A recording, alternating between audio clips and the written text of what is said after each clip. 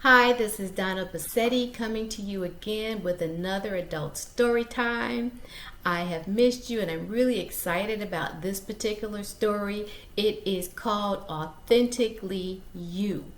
And I got this story from my granddaughter who came over one day, and I'll share that with you. So I hope you enjoy this story. If you do, please give us a thumbs up, subscribe so that we can get this out to more people. So, in this story, I babysit my granddaughter once a week. And as you can see, my hair is naturally curly, and that's all she's ever seen. My hair is curly, my mom's hair is curly, her mom's hair is curly, her sister, her auntie's hair is curly. So that's all she's ever seen in our family, and her hair is curly.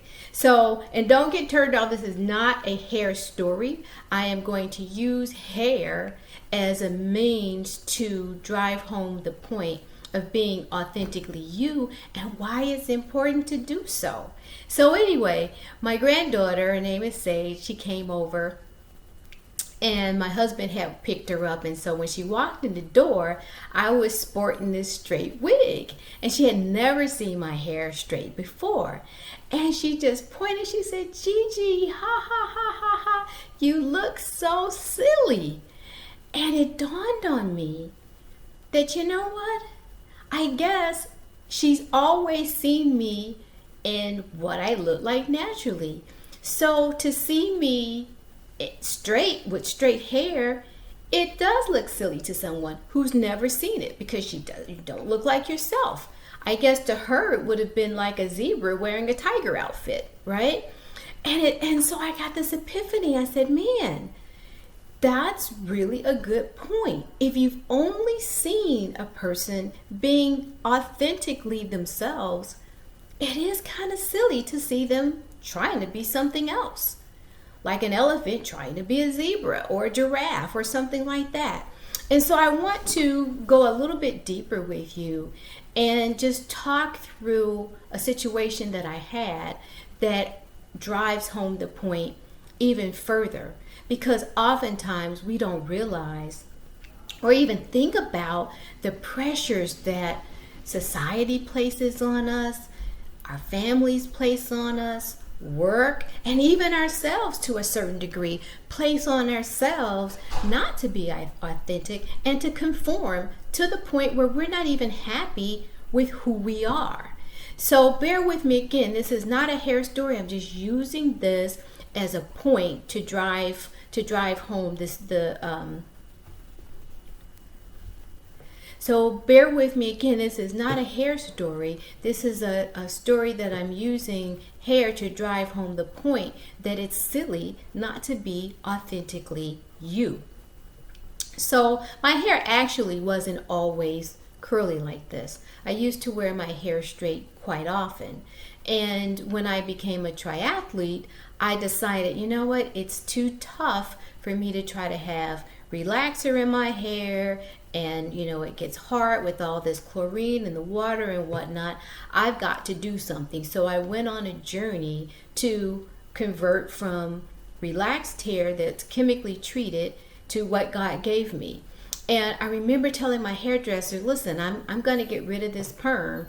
And he looked at me like I was crazy because this was almost 20 years ago. So it wasn't very popular to have naturally curly hair. And he said, well, what are you going to do? I said, well, I think I'm just going to go with what God gave me. He was like, what? I'm like, yeah, I'm just going to go with what God gave me. We're going to have to see what that looks like. And he said, well, I guess I could do a press and curl for you. So that was my first encounter of somebody's reaction to me going with what God gave me. So I shared that with my father and with my mom, and I cut all my hair off, and I had a teeny weeny afro, and I dyed it red and went over to my mom's house, and my dad was like, so are you throwing up the fist, trying to do a black power thing? What's going on with the hair? Why isn't it straight? And I'm like, if someone else, Mexican, white, anybody with hair that doesn't look like mine, that's authentically me, were to wake up in the morning looking like what God made them in their God-made suit, were to go to work like that, clean of course, no one would ask them if they're trying to start a revolution. Why must I be trying to start a revolution because I want to go with what God gave me? I talked to my mom and she was like, I don't know, you need to loosen up those curls. It's just too curly. Those curls are too darn tight. And yeah, I think I probably got the curliest hair that God made. I don't know if it's a joke or what, but it's pretty darn curly. And so I'm like, well, this is what I got. I don't have, my mom has beautiful, like, looser curls, and it's thick, and my hair is fine. And I'm like, you know what? I didn't get that. I didn't get thick hair. I didn't get this, silky looking locks. This is what I got, and this is what I'm going to sport. And so there, and I'm not putting any chemicals in it. My husband said, well, Donna, you're going like this to work. You work at a bank. They're conservative. You don't look kind of like everybody else expects you to look. You know what that means in code. So aren't you going to worry about how people treat you?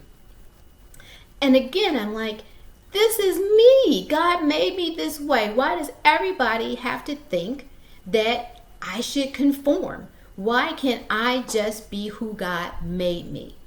We get also often pressures to be thinner, to be younger, to be taller, to be slimmer, to be something that we're not. We're always chasing after something else. We've got to be smarter. Our kids have to be smarter. We've got to be richer. Everybody's lately walking around on the beach saying they made 50 million gazillion dollars and they can teach you how to do it. All because they think that that's the end thing and we have to conform. There's so many pressures in society these days that we're afraid to be who we are. Maybe I'm a creator. Do I have to do this? Do I have to pretend like I've got a gazillion dollars just to make people think that I am somebody? No, I don't. Nor do you. Have you ever had that happen to you? Do you ever feel the pressures of society trying to make you into something that you simply aren't? What about in your own family? I remember a lady who was in Weight Watchers, and her whole family was heavy, and she decided because of health reasons, I think she had lost her dad to like diabetes and heart attack, and he had a lot of illnesses before he passed away. And so she decided, I don't want to go down that path. I am going to get healthy. And she lost quite a bit of weight. And she said her family was pressuring her to put the weight back on. Like, why do you come here to Thanksgiving and you eating just one plate, or you're not filling up your plate?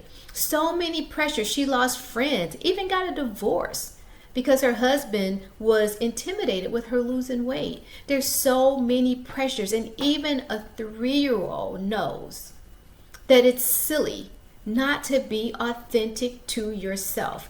It's a lot of pressure, you guys. I know it. If you feel that way, let me know.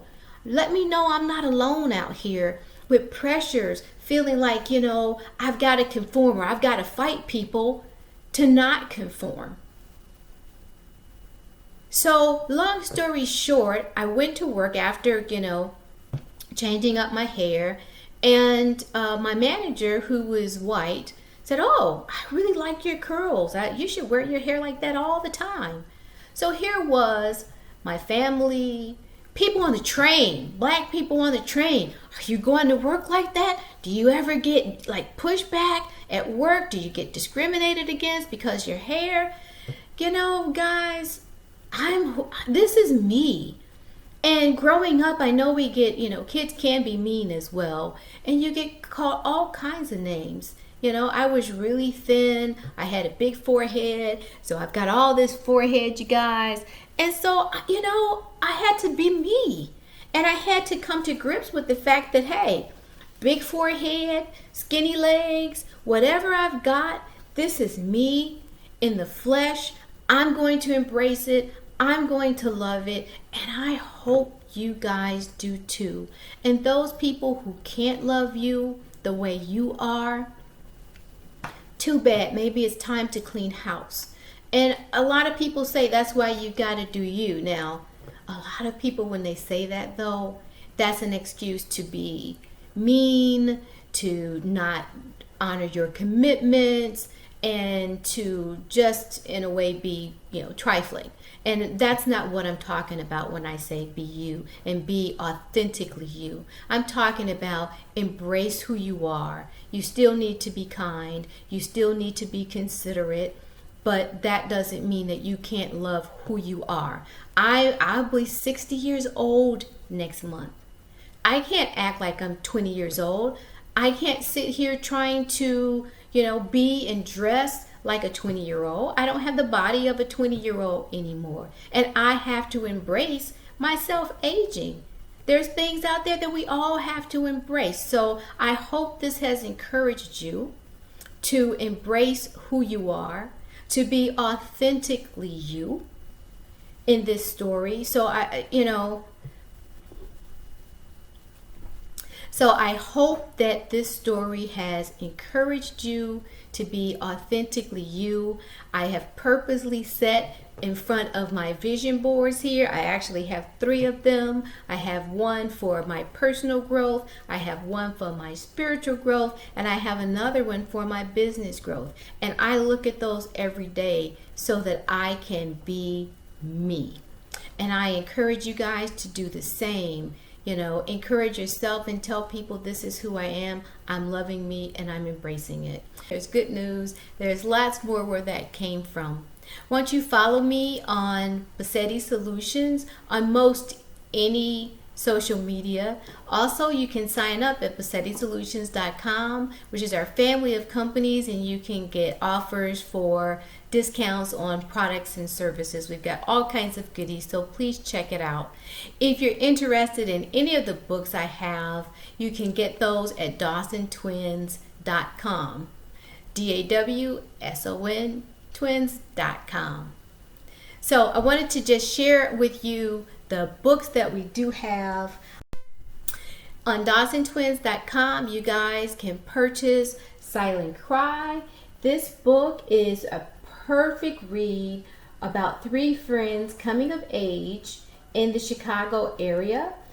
This book will make you laugh, cry, get angry, and take you through the whole gamut of emotions. Also, we have Practice What You Preach. Practice What You Preach is a step-by-step formula to improve your life and realize your dreams, says Brian Tracy, one of the most renowned speakers. And then we also have my first children's book, which is called By Way of Egypt. By Way of Egypt will actually provide a global perspective for your child, and this is a middle school book, so we're talking 5th through 8th grade.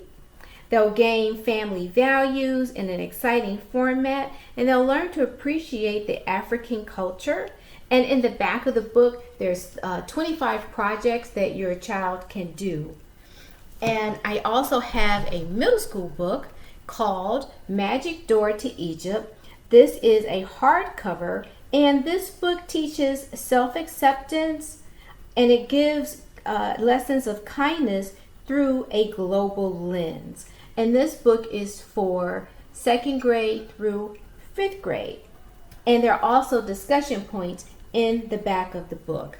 And then for the little ones, we can't forget them, because we know that readers are leaders, and you want to start them out with a book that they can relate to, that they're excited about. And so I have this book, which is called ABCD Egypt. And this book takes them to the motherland so that they can discover their ABCs through Egypt. Each page is hand painted, it's beautifully illustrated. And in the back of the book, there's even a dictionary for parents. So no one is left out. Again, you can purchase all of these books at DawsonTwins.com. Until we see each other again, I'd like to tell you,